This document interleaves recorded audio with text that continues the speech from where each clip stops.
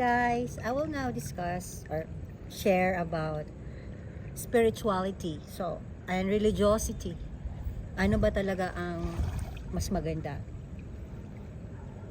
Religious ka nga, nagsisimba ka palagi, kung Catholic ka, nagno-novena ka or may petitions ka, and then in actual, you are not kind and good to your fellow men, then it's still useless, right?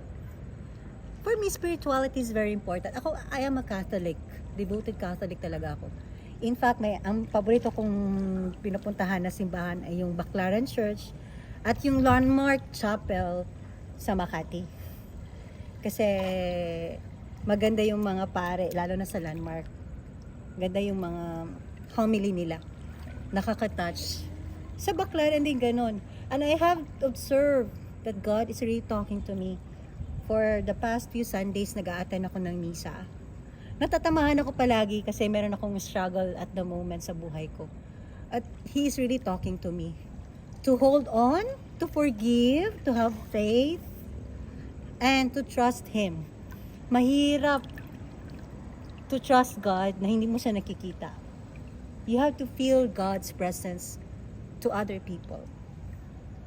And then, meron sana routine every day that you have to pray. Once you wake up, you should be thankful to God and be grateful that you're still alive. Ako, nung the past few months, guys, when I was, nung na-admit ako sa ICU, tapos lumabas ako,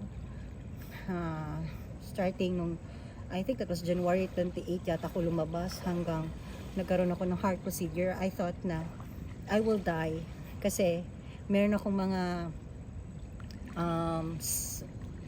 experiences na hindi ako makahinga. In fact, meron nga akong oxygen sa bahay. At hindi ako makalakad. Binilhan ako ng wheelchair ng mabait ko pong asawa, si Michael Orozco Cape. Thank you to my husband for being so kind and generous and supporting me when I was really sick.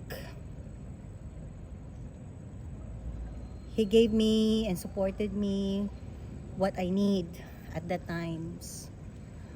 Meron kaming mga shortcomings, but I still believe that God is present.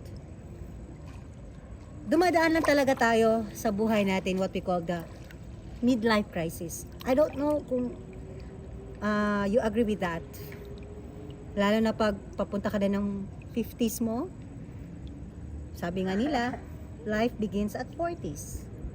So, I hope lang na kung ano mang pinagdadaanan natin, ma-overcome din natin po. Okay? So, just pray.